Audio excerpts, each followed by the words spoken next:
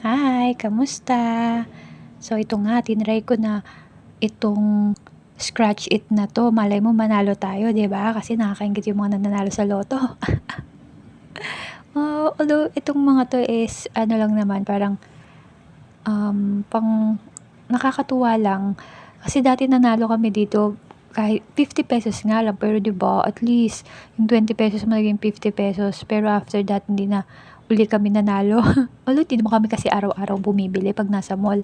Parang 'pag nataypan lang, 'pag nakatuwaan gano'n, 'pag may extra ₱20, 'yan. Oh, 'yun. So, ang lagi kong kinukuha dito yung banana. Eto tinry ko 'tong 7/7 na 'to kung ano 'to, dapat pala horizontal, row, at saka diagonal yung set ng line niya. Tapos 3 numbers kailangan pare-parehas para manalo ka. So, hindi ko alam kung magkano naman yung price 'pag nanalo ka. Nakakatuwa lang 'di ba? Ang sarap mag-try ng mga ganito. Gambling ba tawag? Ay, uy, masama baka maano ko ni ano, ni lolo na nagsalita ako nun. I-restrict ako. Oh, yun na naman, may salita na naman ganun. Bahala ka na.